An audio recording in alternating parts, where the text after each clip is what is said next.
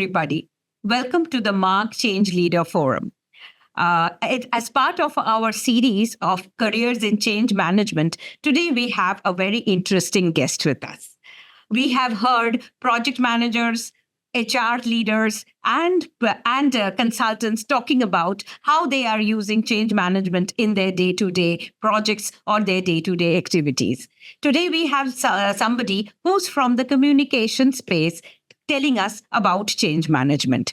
Communication and change management go pretty much hand in hand. And at one point of time, we used to say that it only entails communications. However, still, if communication done very well, paves the way for good change management. So please welcome Deep Ghatak. Deep has been a communication, sustainability, and an expert in the industry, and he has been working in India and abroad across large organizations in the finance, telecom, and the healthcare space. He has been instrumental in devising internal, external, and crisis communication programs for these organizations. He has been a part of the ACMP in devising the first global standards for change management. So, welcome, Deep. Thank you. Thank you, Vishna. So with that, this series kind of helps our audience to understand if anybody is wanting to take change management up as a full-time career. So you particularly have been a part of policy making for change management way back also. So how do you think change management over the years have evolved? Yeah, thank you, Vishna, for your kind introduction and question. I can say with absolute conviction that the change management discipline has seen significant evolution over the past few years, especially in the recent past. I think the seeds were sown way back in 2013 when the Association of Change Management Professionals decided to develop a methodology agnostic ISO level standard for change practitioners. I was fortunate to have contributed to that industry effort. And now, change practitioners today have access to a wide variety of trainings and certification programs. And this is a bigger science than it ever was. So this standardization, I would say, has led to increased global interactions, understanding, alignment, and quality control in our trade.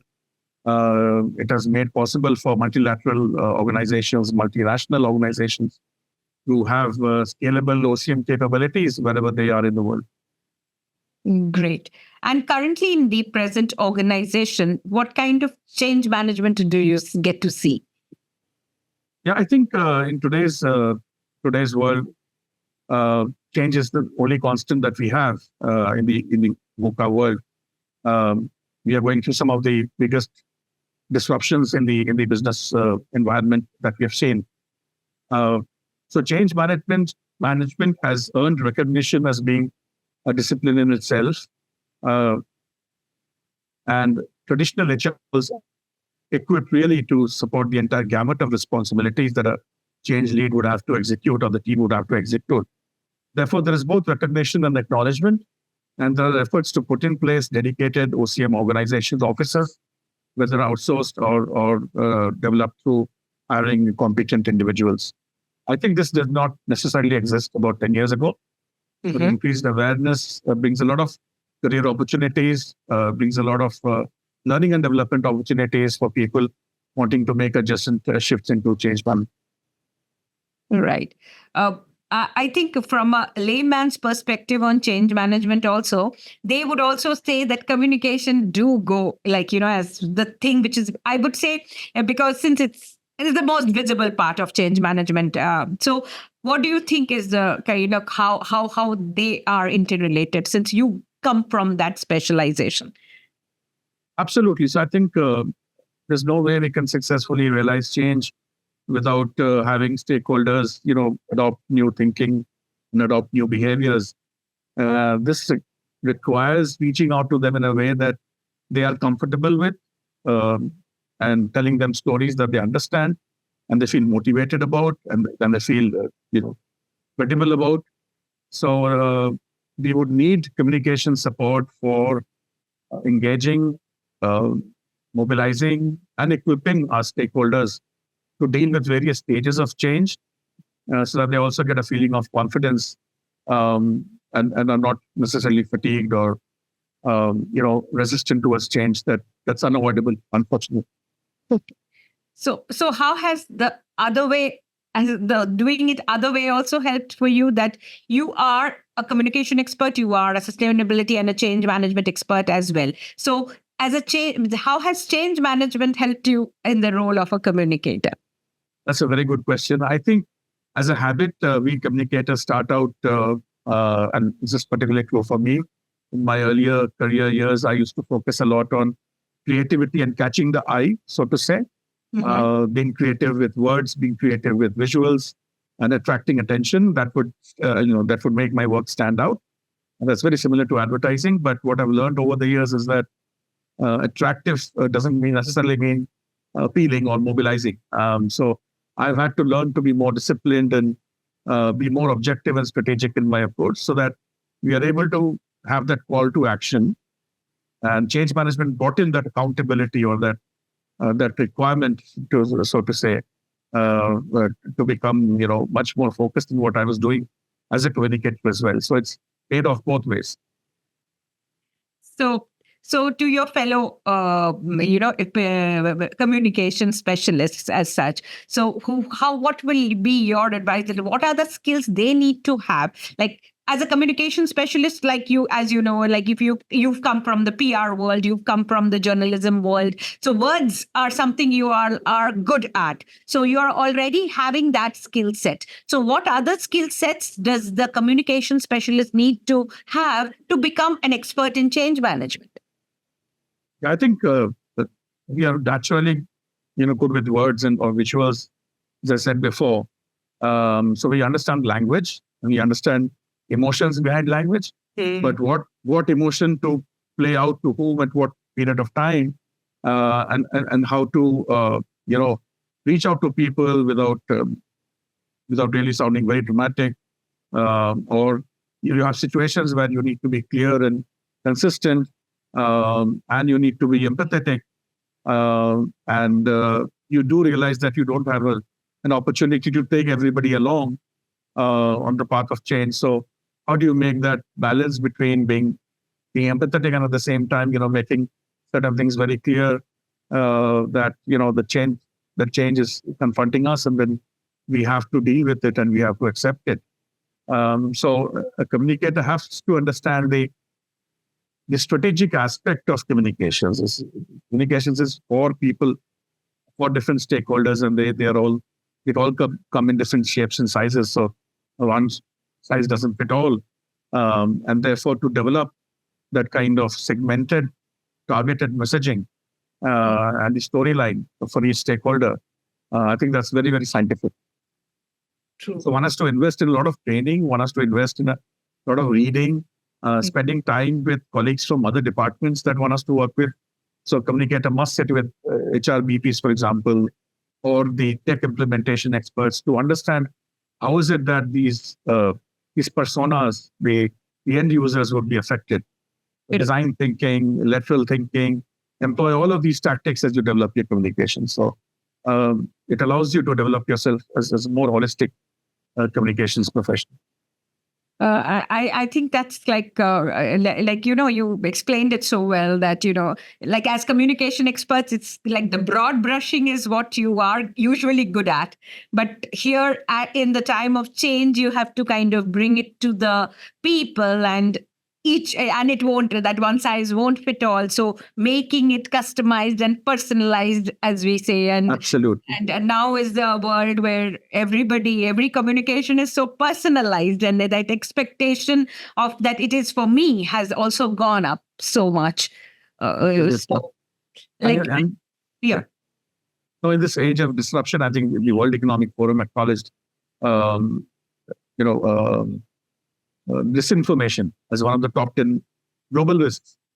So, and we do have cases where, if the business leader, for example, is not an authentic leader and relies on communications to cook something up for himself or herself, employees do realize, and employees do kind of take note of that. So the need to be authentic is so high, and the need to have sustainable values is so high these days. So one has to be really genuine, and one has to be invested. Absolutely. Even if you are making it for the leader, it should suit that this leader can Absolutely. say something like this. Yeah. And during the time of change, the intentions are like, as you said, you have to understand the emotions behind the communications, but the intentions of how the organization really wants to put that message out also comes out during communication. I think that's like very interesting, and I feel this role can make a very good shift into this career. And what other roles other than in, like you held leadership roles across so much different kind of industries also. So in that context, which other role do you find can make their shift to being purely change management professionals? I think HR and learning and development. Yeah. HR business partners would make for very natural change management specialists. Learning and development, because it's so key to the needs analysis, and you have communications requirements, but you also have technical and soft skills that are required to give the receivers of change, or those who are impacted the most.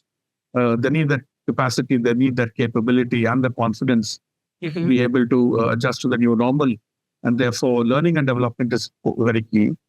HR is very key. So is communications. I think all these disciplines are ideal to make the natural shift into being change management specialists.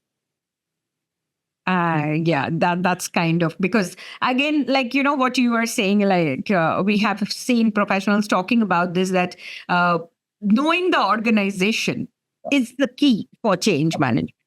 Like it's somebody that's why an internal person, we say, like develop this as an internal capability, change management. And that's so and that makes for the person who knows the organization well to do change management also well.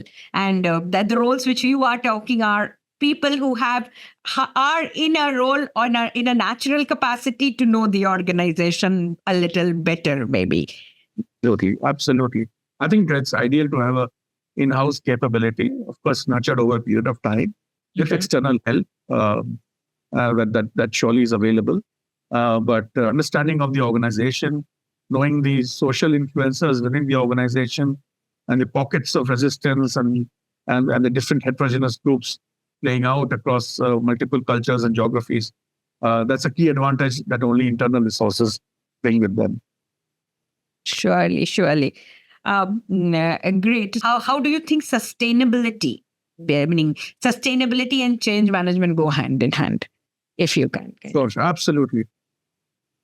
So I think in my role as a communicator, I also was involved in leading corporate social responsibility, and now the broader ESG kind of responsibility, so to say.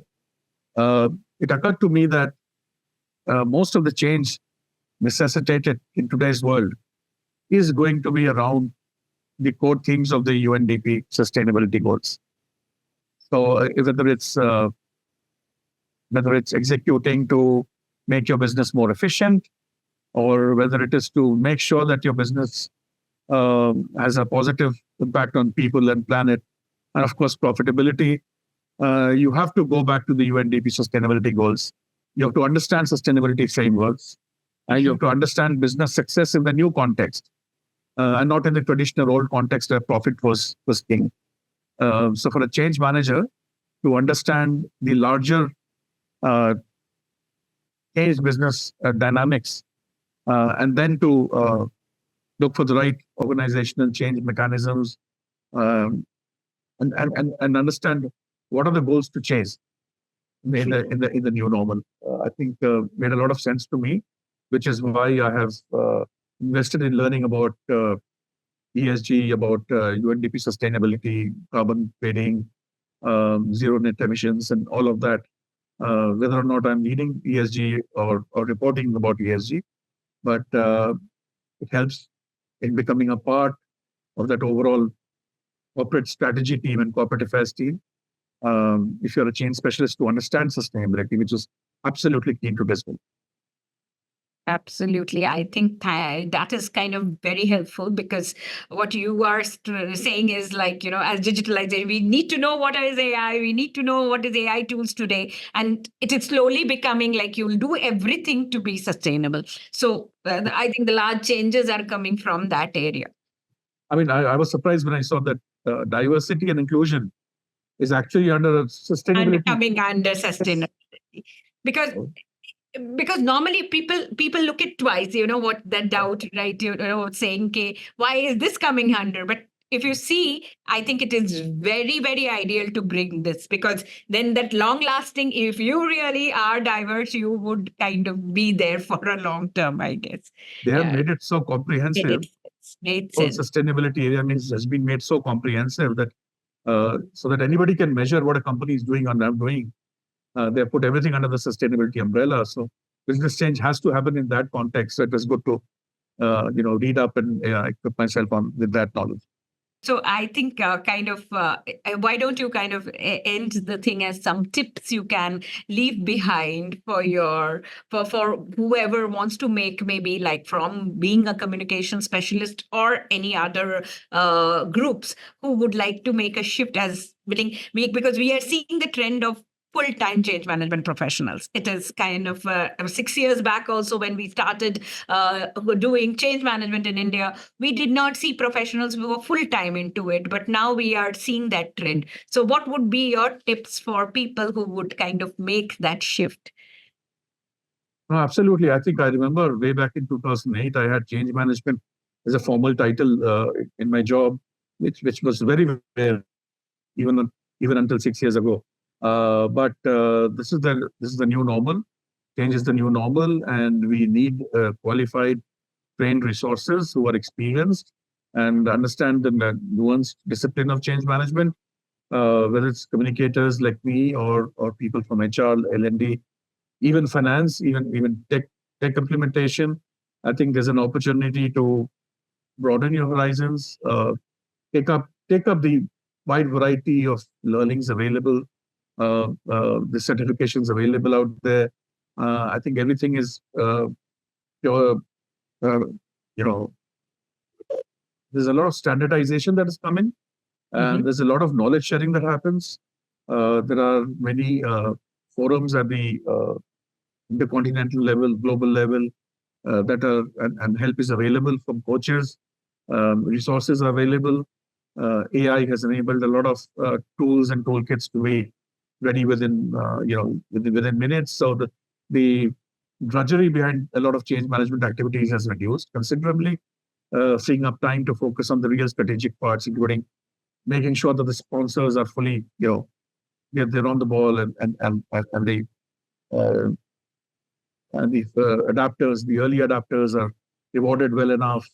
And when the same change is sustained throughout multiple cycles, and at least for a few years, even after the project closure.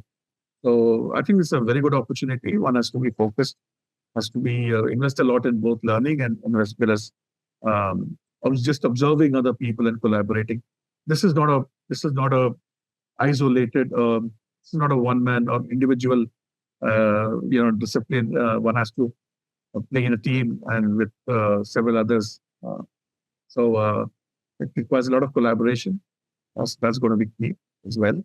But it's very exciting, especially for people who like to learn, like to travel, who like to measure the impact of their work, which is not possible in certain areas. But change management, you get to see the results, good or bad, both. But it's there for you to see and for yourself to correct your course and implement your learnings for a better outcome. So thank you, Deep. Thank you for being a part of this. And correctly, as you call yourself, that you have been like, part of it, shows that you've been a part of large transformations, which you have done through innovative stakeholder management, as you say it. And thank you, everybody. And please subscribe to our Change Leader Forum, join the LinkedIn Change Leader Forum and this community, where we now currently discussing about change management as a career and we have many things in store for you. Thank you.